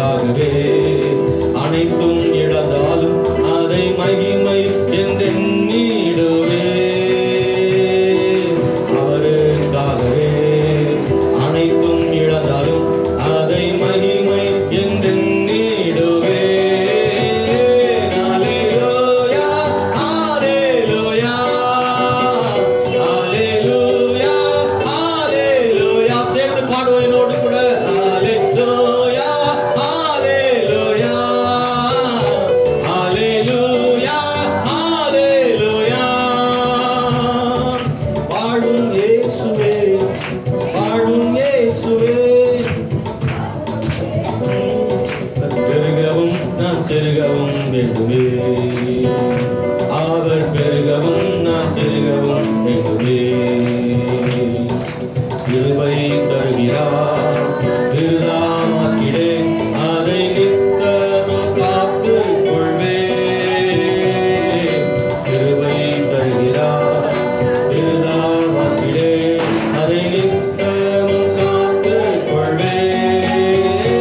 அல்லேலூயா அல்லேலூயா அல்லேலூயா அல்லேலூயா அல்லேலூயா அல்லேலூயா அல்லேலூயா அல்லேலூயா. சீஷன் என்பவன் சீஷன் என்பவன் குருவை போலவே தனக்காய் வாழாமல் தன்னையும் தருவானே. தனக்காய் வாழாமல் தன்னையும் தருவானே. பரலோக சிந்தை கொண்டு உமக்காய் பணி செய்வேன் நான் அனுதினமும். பரலோக சிந்தை கொண்டு உமக்காய் பணி செய்வேன் நான் அனுதினமும். அல்லேலூயா அல்லேலூயா அல்லேலூயா அல்லேலூயா அல்லேலூயா அல்லேலூயா அல்லேலூயா அல்லேலூயா. உன்னை விட்டு என் கண்ணை அகற்றிடேன், விண்ணை விட்டு என் கண்ணை அகற்றிடேன், மண்ணில் வாழ்வையும் குப்பையாய் எண்ணுகிறேன். மண்ணின் வாழ்வையும் குப்பையாய் எண்ணுகிறேன். என்னின் வார்த்தைக்கு என்னை தருகிறேன், உண்மை உள்ளவன் என்று அழைப்பேன். என்னின் வார்த்தைக்கு என்னை தருகிறேன், உண்மை உள்ளவன் என்று அழைப்பேன். அல்லேலூயா அல்லேலூயா அல்லேலூயா அல்லேலூயா. சொல்லுங்க அல்லேலூயா அல்லேலூயா அல்லேலூயா அல்லேலூயா. சிலுவை சுமந்தோராய் சீஷனாகுவோம், சிலுவை சுமந்தோராய் சீஷனாகுவோம். சிந்தை வாழ்விலும் தாழ்வை தரிப்போம், நிந்தை சுமப்பீரும் சந்தோஷம் கொள்வோம். சிந்தை வாழ்விலும் தாழ்வை தரிப்போம், நிந்தை சுமப்பீரும் சந்தோஷம் கொள்வோம். இயேசு தாங்குவார், அவரே சுமப்பார், ஒரு போதும் கைவிடவே மாட்டார். எல்லாம் சொல்றீங்களா? ஓ இயேசு தாங்குவார், அவரே சுமப்பார், ஒரு போதும் கைவிடவே மாட்டார். அல்லேலூயா அல்லேலூயா அல்லேலூயா அல்லேலூயா அல்லேலூயா அல்லேலூயா.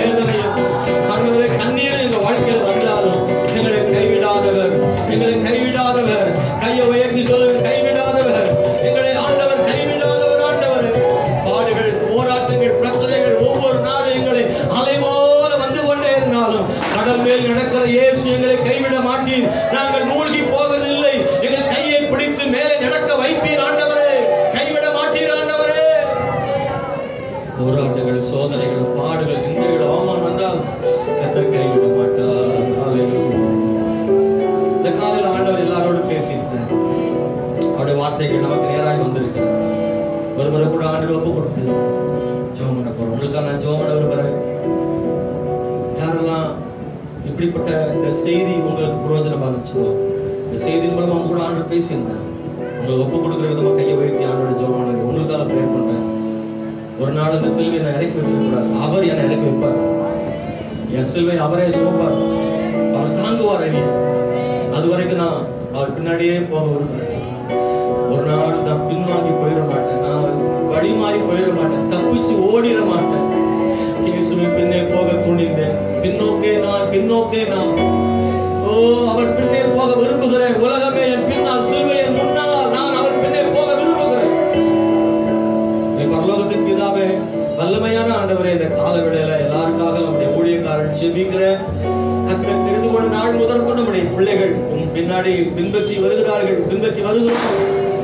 ஆண்டவரே, எத்தனை பாடுகள், எத்தனை போராட்டம் ஆண்டவரே, எங்களை உள்ளத்தை உடைக்கும்படியா, ஆண்டவர் இருதயத்தை நொறுக்கும்படியான பாரங்கள், கவலைகள், வேதனைகள், மனுஷருடையதான ஆயுதங்கள், தாக்குதல்கள் எல்லாவற்றையும் ஆண்டவரை சமாளித்து இன்றைக்கு வரைக்கும் உங்க பின்னாடி வர கிருபை பாராட்டினீங்களே, உங்களுக்கு நன்றி ஆண்டவரே.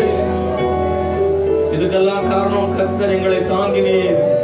எங்களால் சுமக்க முடியாத போது எங்களுக்காக நீர் தாங்கினீர் ஆண்டவரே, சுமந்தீர் ஆண்டவரே. இன்னமும் கர்த்தர் எங்களோடு வரவும் சுமக்க விரும்புகிறீர் ஆண்டவரே. எங்கள் மேல் சிலுவை வைத்துவிட்டு நீர் தூரமாய் போய்விடவில்லை. எங்கள் அருகில் தான் நிற்கிறீர். சீக்கிரத்தில் இந்த பாரத்தை நீர் எங்களுக்காக வாங்கிக் கொள்வீர் ஆண்டவரே. சீமோனை விட்டு தூரமாய் போய்விடவில்லை. அவனுக்கு அருகில் தான் வந்தீர். அவர் பின்பதாகத்தான் அவன் வந்து உம்முடைய பின்னாகத்தான் அவன் வந்தான் ஆண்டவரே. நீர் எங்களுக்காக சுமக்கிறது. ஒவ்வொருவரையும் கிருபை பாராட்டி ஆசீர்வதி. அவருடைய சுமைகளை சுமக்க முடியாமல் தவிக்கும் போது உமது கரம் ஒத்தாசை செய்யுமே. கர்த்தர் கைவிட மாட்டீர். அவர்களை தூக்கி நிறுத்துவீர். அவர்களை ஆசீர்வதியும், உயர்த்தி அருளும். இயேசுவின் நாமத்தில் ஜெபிக்கிறோம் நல்ல பிதாவே, ஆமென். என் ஆத்துமாவே கர்த்தரை ஸ்தோத்திரி. என் முழு உள்ளமே அவர் பரிசுத்த நாமத்தை ஸ்தோத்திரி. என் ஆத்துமாவே கர்த்தரை ஸ்தோத்திரி. கர்த்தர் செய்த சகல உபகாரங்களையும் மறவாதே.